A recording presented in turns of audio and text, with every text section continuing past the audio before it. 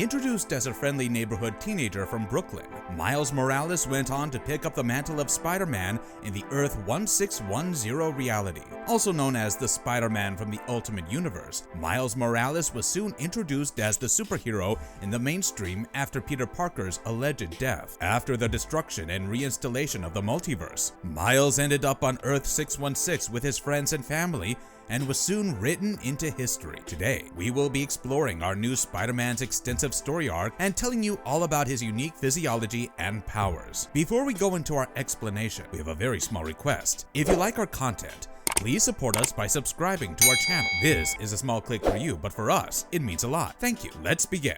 Thanks, I made it myself. That was adorable, team! Now hold on tight! Who is Miles Morales? What are his origins? In the Ultimate Universe, Miles Morales was born to a nurse named Rio Morales and a police officer named Jefferson Davis, who settled down in Brooklyn. While he had a happy childhood, things only got better when he won the lottery to get into the prestigious Brooklyn Visions Academy as a teenager. Around 2 months before Norman Osborn's true identity as the Green Goblin was revealed to the public, Miles' uncle broke into Osborn Industries and successfully escaped without realizing that a genetically enhanced spider had snuck into his belongings. This spider had been exposed to the Oz formula, and Miles ended up visiting him to tell him about his lottery win. In a shocking turn of events, Miles was bitten by a strange spider that crawled out of his uncle's bag and exposed him to a whole world of supernatural abilities. He realized that he had gained unnatural speed and agility as well as a stun blast, and he immediately rushed to discuss this with his best friend, Genki Lee. Both of them concluded that his powers were a lot like Spider-Man's, but Miles was determined to have an ordinary life, and he decided against using his powers for the greater good. Unfortunately, Spider-Man soon ended up dying in an attempt to save his family from Osborn, while Miles was racked with guilt over not being able to save his life. As he dealt with his grief, he ingrained Peter Parker's philosophy of embracing the idea that with great power comes great responsibility. Soon enough, he picked up the mantle and became the new Spider-Man, continuing Parker's legacy for ages to come.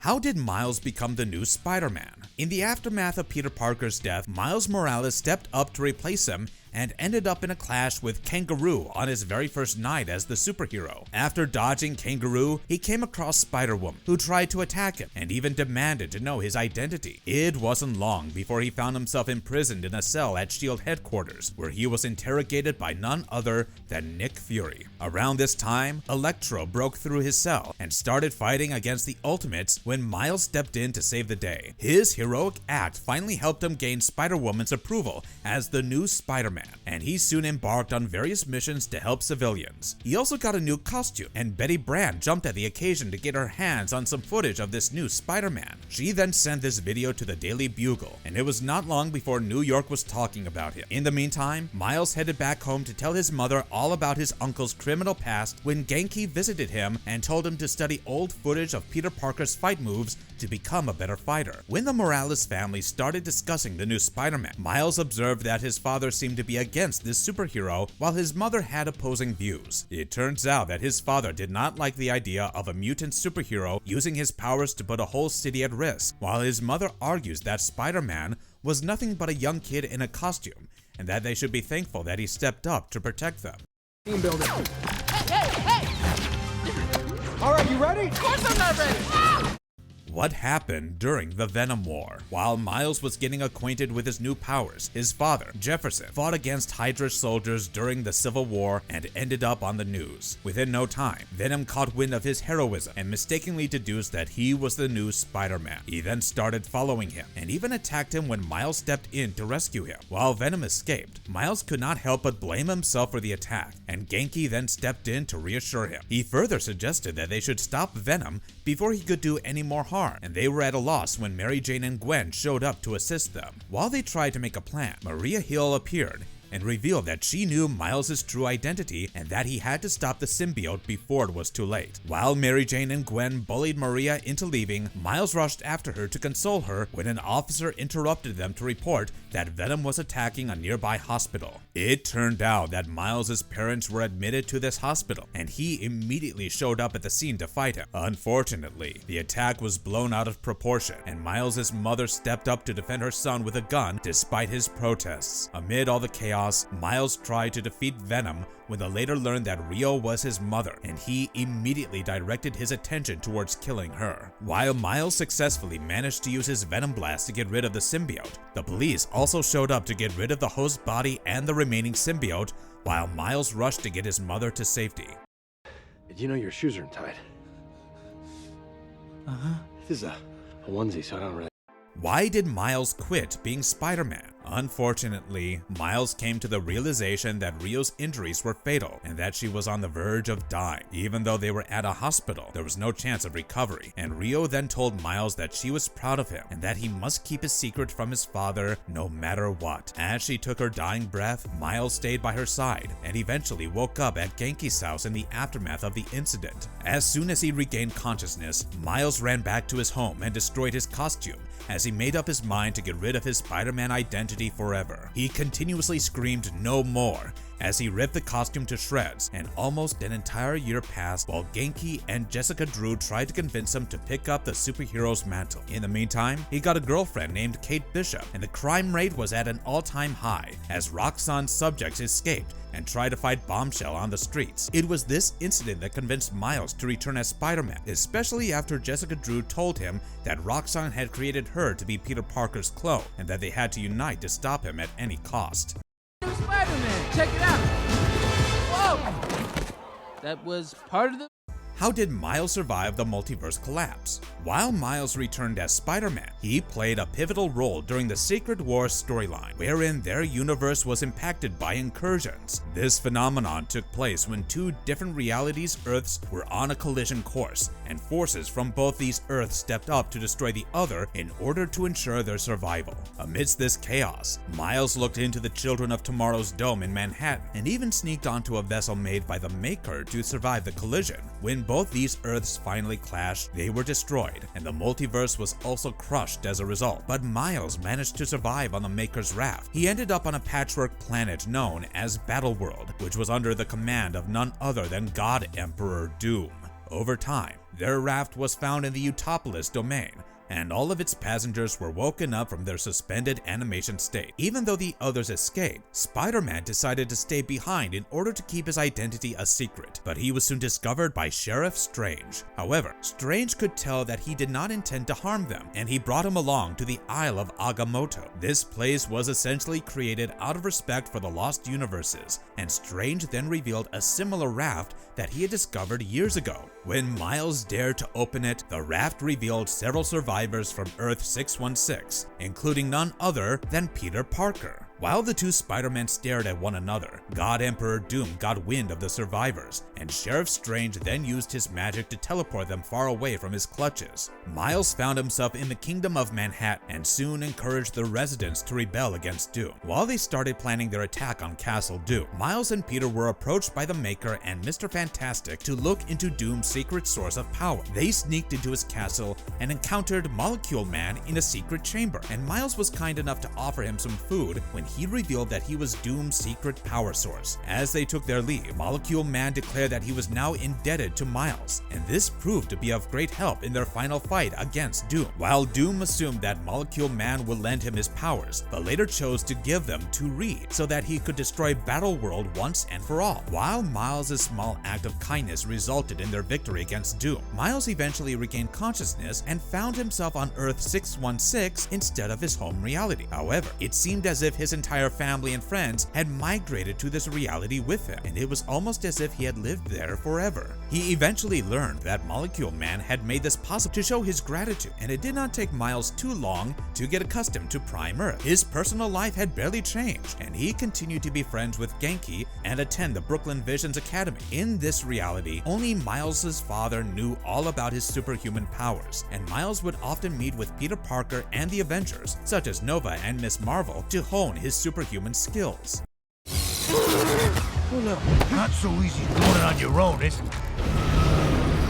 What is Miles' role in Civil War II? Miles even fought alongside the Avengers during Civil War II, wherein an Inhuman named Ulysses Kane had stirred up trouble by predicting the future. Miles then worked with Iron Man to convince the other Avengers to prevent these catastrophic incidents in the future, even though Captain Marvel had convinced them that this was a good idea. Eventually, the Avengers dabbled in these incidents to the point where their interference led to Bruce Banner's death, and Miles then firmly stood by Iron Man's side to get them to stop dabbling with these visions. He then worked with Nova and Miss Marvel to assault the Triskelion and even confront Captain Marvel, and it was not long before he found himself in the thick of trouble. When Ulysses prophesied that Miles would kill Captain America on the Capitol building, he decided to test his inherent goodness by traveling to Washington, D.C. and put the prophecy to test. Moreover, Captain America was hopeful about this mission, and he jumped at the opportunity to test his fate when Captain Marvel showed up at the scene and ordered him to surrender. When Miles refused to back down, Iron Man jumped to his rescue and conjured a force field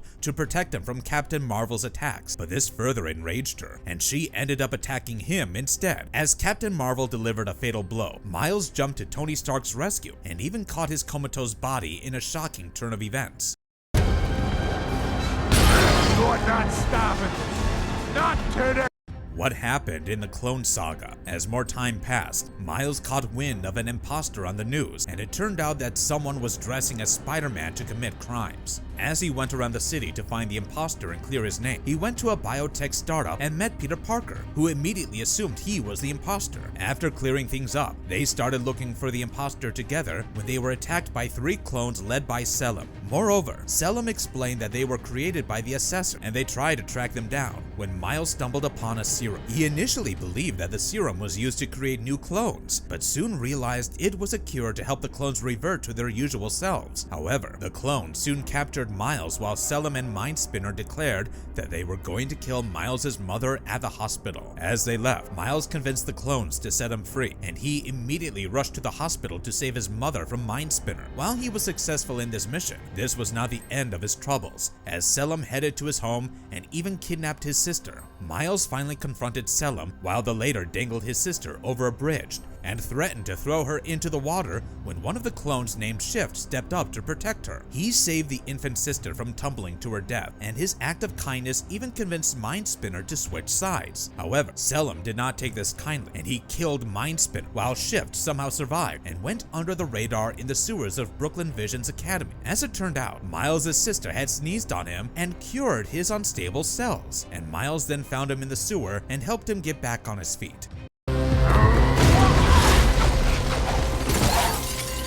How physically powerful is Miles Morales? While Miles gained a ton of superpowers after being bitten by the spider, his most impressive powers lay in his strength and stamina. He was capable of lifting at least 10 tons at once, and he could also jump from one building to another and land safely on his feet every single time. Such extraordinary feats highlighted his impressive core strength, and he could survive fatal punches and kicks while also delivering blows that could be lethal to a normal human. Like Peter Parker, Miles' strength was augmented beyond belief in stressful situations, such as when he shattered Captain America's shield in one punch during the Secret Empire story arc. In addition to this, he was resistant to injuries and attacks that would knock a regular human being out, and he could withstand attacks such as glass shattering or wood sticks poking through his body. In one such instance, Miles survived and got back on his feet after Taskmaster threw Miles through a brick wall in a force-packed attack. Miles' unique physiology also produced far fewer fatigue toxins than regular human beings, which allowed him to exert himself for extended periods of time before the fatigue toxins in his blood kicked in and tired him out. Looks like our dimensions are coming to us. Does look cool though, right? How fast, agile, and reflexive is Miles compared to others? Miles' speed was almost on par with a spider, enabling him to move at a pace beyond the scope of human beings. He could match the speed of a moving airplane during takeoff, and the assessor even stated that Miles' reaction time was faster than many attack drones. He was also far more agile, coordinated, and flexible than most Olympic gymnasts, and he had the rare ability to maintain equilibrium and balance even in the strangest of situations. His reflexes were also about 20 times more enhanced than those of a regular human being, and while it goes without saying, he was skilled at climbing walls and sticking to surfaces above ground level for extended periods.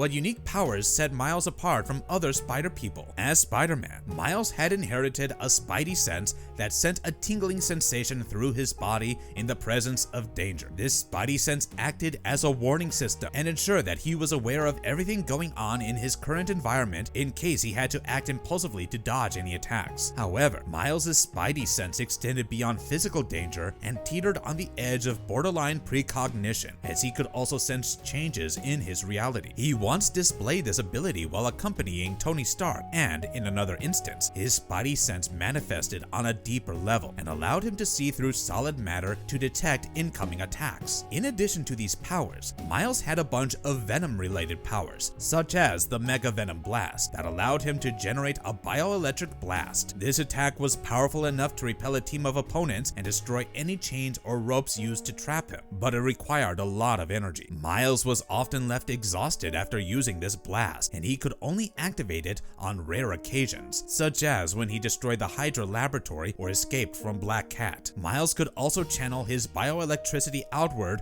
through a Venom beam that knocked his opponents out of the way. He had a bunch of Venom-related powers, such as the Venom Punch that enhanced his ability to throw a punch and laced his fist with bioelectricity, or the lateral repulsion, which allowed him to float in midair. As an extension of his bioelectric abilities, Miles could manifest an energy weapon, such as a Venom Saber, that could electrify anyone in his way, and even cut through weapons and supernatural entities with one strike. Finally, he could conjure threads of energy from his hands to generate spinnerets that could send an electric shock through his opponent's bodies and disrupt their nervous systems. Beyond these abilities, Miles was also capable of camouflaging himself by effortlessly blending into his environment until he had the perfect opportunity to sneak up on his opponents or even run away from them. Finally, he had an extraordinary healing factor that enabled him to recover from injuries much faster than human beings, and he first displayed this power when he healed from his spider bite in less than 10 minutes.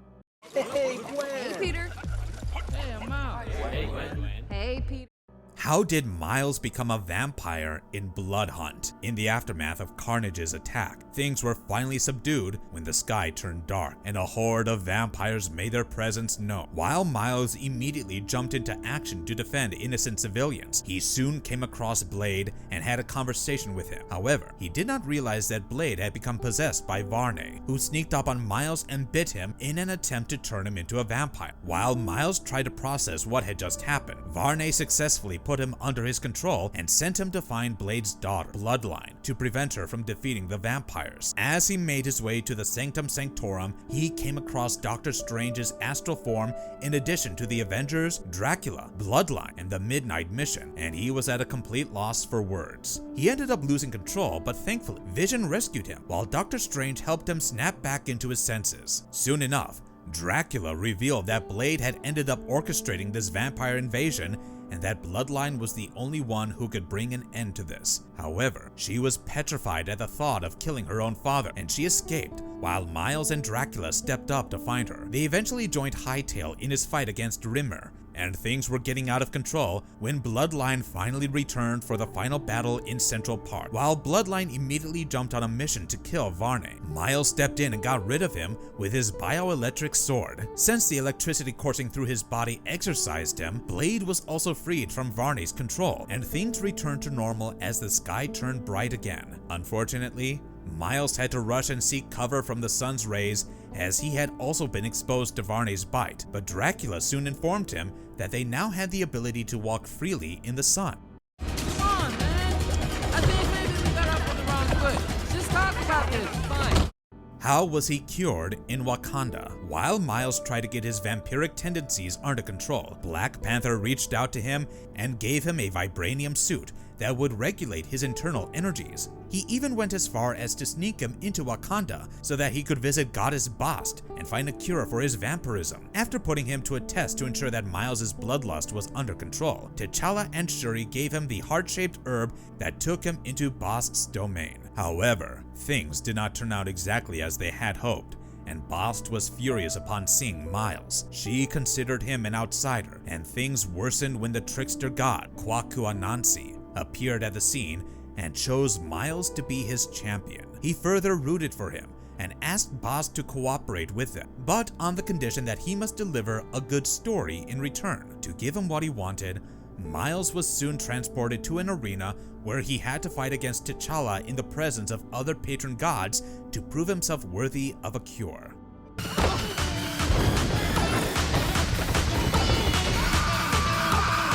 What gear and suits does Miles Morales use in combat? Initially, Miles would wear a cheap Spider-Man costume when he first gained his powers until Black Panther finally gifted him a vibranium suit. This piece of armor was created out of nanomesh interwoven with an insulated coating that regulated Miles' bioelectricity. In addition to this, the suit also enabled him to use his venom-based attacks in moderation without limiting their potency. This vibranium suit was also fitted with customized web shooters and other features that protected him from incoming attacks. But it was not as strong as Black Panther armor, since Miles needed a thinner mesh to maintain his agility in the suit. In addition to this, Aunt May gave Peter's web shooters to Miles when he stepped up to be the new Spider-Man, and S.H.I.E.L.D. even upgraded these web shooters for him in the near future. After Miles turned down the Maker's invitation to live on Earth 1610, the Maker handed him a blank card in case he ever changed his mind, but we don't know the true nature of this card, or how it might come in handy.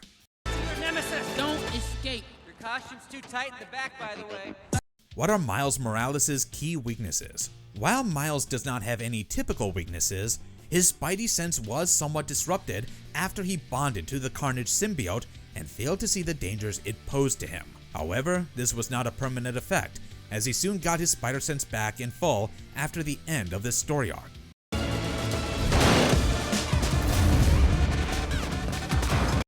Marvelous verdict. And with that, we have explored Miles Morales' entire story arc, from his initial transformation into Spider-Man on his homeworld to his eventual journey to Earth 616. While he has certainly established himself as the new Spider-Man in the Prime continuity, there's no doubt that he has a lot to learn and many more excursions in his future.